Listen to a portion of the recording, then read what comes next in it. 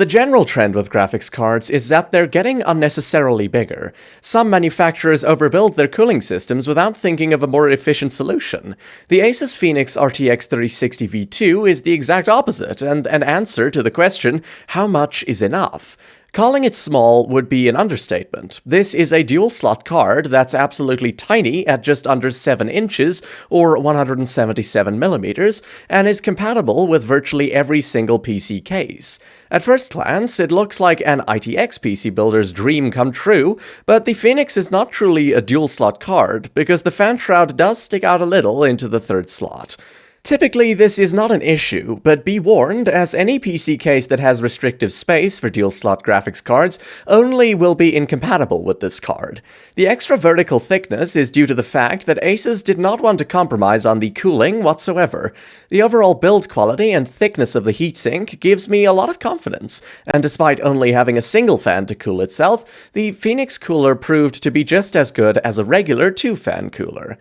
Under full load, the card is barely audible and is consistently under 60 degrees Celsius during gaming, which is mighty impressive. Initially, I expected the card to either have higher temperatures or a loud fan to compensate for its smaller size, but I think the thicker heatsink is doing a lot of the heavy lifting. Speaking of games, the overall performance is very good. The biggest advantage this card has is its 12GB VRAM buffer, which ensures a stutter-free experience compared to other cards in its price range. It can play every single new game at 1080p at 60fps with ease, especially with the highest quality textures.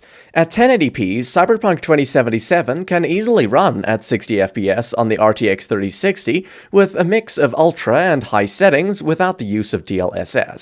If I do compare this card to the competition, there is the MSI RTX 3060 Aero ITX, which looks like a perfected version of ASUS's Phoenix cooler. It's slightly taller to accommodate almost the same amount of metal in the heatsink, which means near identical heat dissipation capacity.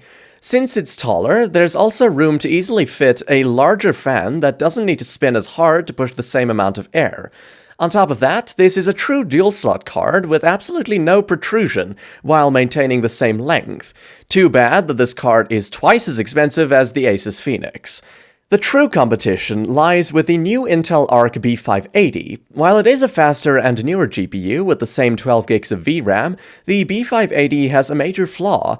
Its performance tanks with budget CPUs. Most online benchmarks of the B580 are done with the Ryzen 7 9800X3D, which is twice as expensive as both the RTX 3060 and the B580.